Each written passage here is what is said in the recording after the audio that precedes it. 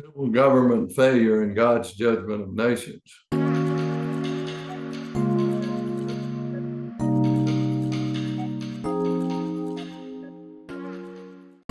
Would man obey God on the basis of conscience, the restraint of the Holy Spirit in human government?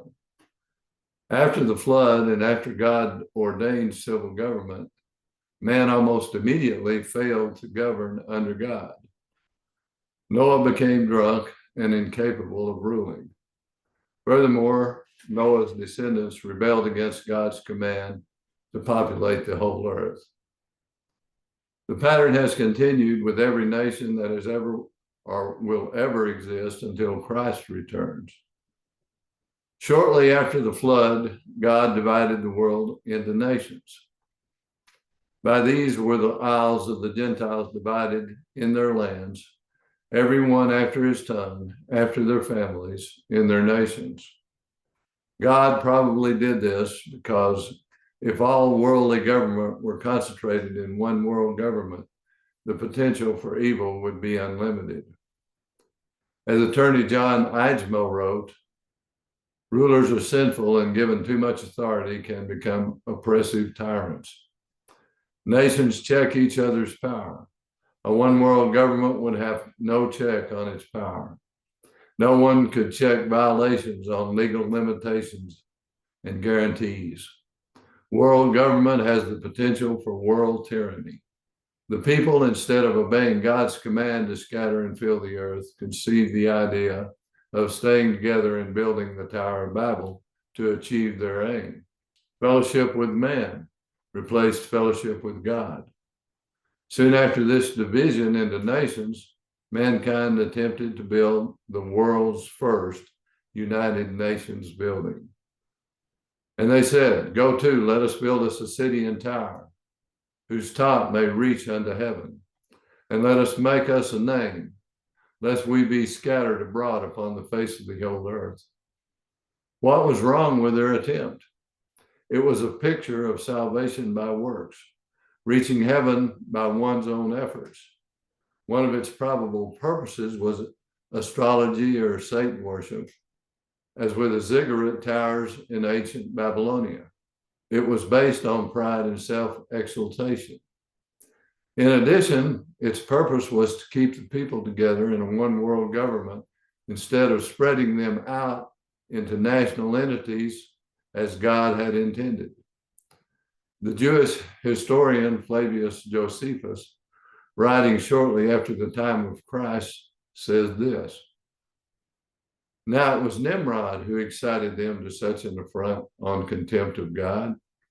He also gradually changed the government into tyranny, seeing no other way of turning them from the fear of God, but to bring them into constant dependence upon his power, seeing no other way of turning them from the fear of God, but to bring them into a constant dependence upon his power. He also said that he would build the tower too high for the waters to be able to reach, and that he would avenge himself on God for destroying their forefathers." As we can read in Genesis 11, 5 through 9, God frustrated the building of the tower by causing the people to speak different languages. God then reaffirmed nationalism, and from thence did the Lord scatter them abroad upon the face of the earth. Genesis 11:9. God further reaffirms nationalism in Deuteronomy 32:9 and Acts 17:26. National entities will continue even during Christ's millennial rule on the earth. Isaiah 2:4, 66:18, Revelation 12:5, Revelation 20, verses 3 and 8. And perhaps even in heaven, Revelations 21:24 and 26. Thus, God again judged man for his failure to keep his command to populate the whole earth. God confused their language. Since they could no longer speak the same language, the builders could no longer understand one another. They separated and relocated to different parts of the earth. They began to populate the entire earth. God was giving man another chance. or to govern under God according to his precepts for his purposes. As we have seen, the Bible teaches that God can prevent man from setting up civil government, and he can ordain civil government. He is the highest power. He is the highest government. At the same time, because God has given man free will, God does not force civil government to operate within the sphere of its God-given authority. All other powers, including all other governments and civil government officials and leaders, are under him, subject to his rules. In Romans, we read, "Let every soul be subject unto the higher powers, for there is no power but of God. The powers that be are ordained of God." Every soul includes leaders. Then in Romans 13, verses 3 and 4, God lays out the jurisdiction of civil government consistently with principles for civil government in the Old Testament. Finally, God makes clear that man's duties under God to civil government are parallel with the jurisdiction of civil government. As always, God declares that God's children are to obey God rather than man when man's laws contradict God's laws.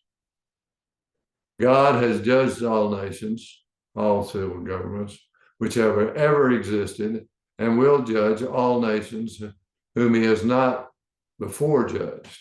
All that God showed man, as recorded in the Old Testament, failed to convince mankind, even a remnant, that God was who he claimed to be, that his rules and principles could not be changed, that judgment falls upon individuals and institutions which do not operate according to his principles.